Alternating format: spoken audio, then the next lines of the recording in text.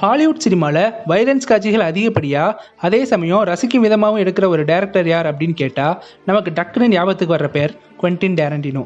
ஆனால் அதுக்கு முன்னாடியே அதிகப்படியான வைலன்ஸ் காட்சிகளை கதையோட தேவைக்கேற்ப யூஸ் பண்ண ஒரு டேரக்டர் இருக்கார். அவர் பெயர் மார்ட்டின் ஸ்கார்செஸி. இதில் ஒரு நகைமுரண் என்ன அப்படின்னு கேட்டால் அவர் சின்ன வயசுலேருந்தே சர்ச் ஃபாதர் ஆகணும் அப்படின்ற லட்சியம் உள்ளவர். அதோட பாதிப்போ என்னமோ the last temptation of Christ அப்படின்ற ஒரு படத்தையும் டைரக்ட் பண்ணியிருக்காரு. அவரோட படங்களில் ஜானர்ஸ் பல விதமாக கையாண்டிருந்தாலும் தனி மனித உளவியல் சார்ந்த படங்களும் கேங்ஸ்டர் படங்களும் தான் அவரோட ஃபேவரட் ஜானர்ஸ்.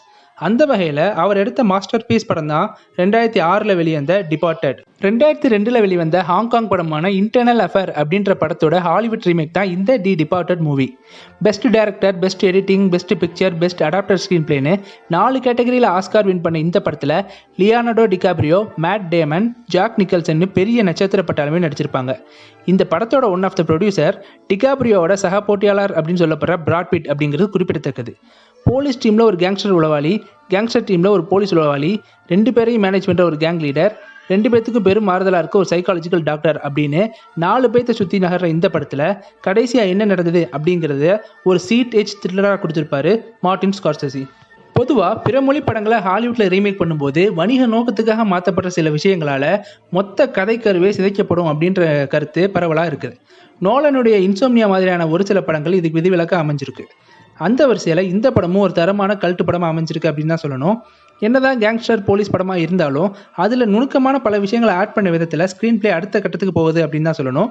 குறிப்பாக சொல்லணும்னா மோசமான குடும்ப சூழ்நிலையில் வளர்கிற பில்லி போலீஸ் வேலைக்கு வந்த பிறகு மறுபடியும் ஒரு மோசமான கேங்ஸ்டர் டீமுக்கு உளவாளியாக சேர்றான். ஆனால் அவன் நல்லவன். ஓரளவுக்கு நல்ல சூழ்நிலையில் வளர்கிற கோலின் நல்ல போலீஸ் ஆஃபீஸர் அவன் வந்து நிலைமைக்கு வர்றான். ஆனால் அவன் கெட்டவன்.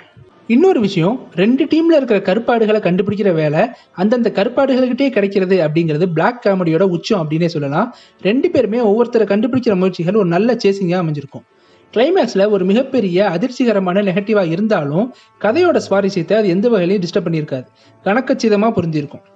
தமிழ் சினிமா உட்பட பல மொழி சினிமாக்களுக்கு இந்த படம் இன்ஸ்பயராக இருக்குது அப்படின்னு சொன்னால் அது மிக இல்லை. $90 மில்லியன் பட்ஜெட்டில் எடுக்கப்பட்ட இந்த படம் $291.5 மில்லியன் வசூல் செஞ்சு அந்த வருஷத்தோட one of the blockbuster மூவியாக அமைஞ்சிருக்கு. ஹாவர்ட் ஷோருடைய மியூசிக்கும் மைக்கேல் பேலஸோடைய சினிமோட்டோகிராஃபியும் தெல்மா ஸ்கூன்மேக்கருடைய எடிட்டிங்கும் படத்தோட டார்க்னஸை பல வகையில் நம்ம கிட்ட கடத்திக்கிட்டே இருக்குது. வில்லியம் மோகனுடைய ஸ்க்ரீன் பிளேவில் இது ஒரு மாஸ்டர் பீஸ் அப்படின்னே சொல்லலாம். வில்லியம் மோகனுடைய கருத்து தான் இன்டர்னல் அஃபேர்ஸ் அப்படின்ற படத்தை பார்க்கவே இல்லைன்னும் அந்த படத்தோட மூலக்கதையான நாவலை தான் நான் படித்ததாகவும் சொல்லியிருக்காரு. எது எப்படி இருந்தாலும் ஹாலிவுட்டில் வந்த மிகச்சிறந்த திரைக்கதையில் டாப் லிஸ்ட்டில் இந்த படமும் இருக்கும் அப்படின்றதுல எந்த டவுட்டும் கிடையாது. இதுதான் நான் உங்ககிட்ட ஷேர் பண்ணணும்னு நினச்ச டிபார்ட்டட் மூவியை பற்றின என்னுடைய கருத்துக்கள்.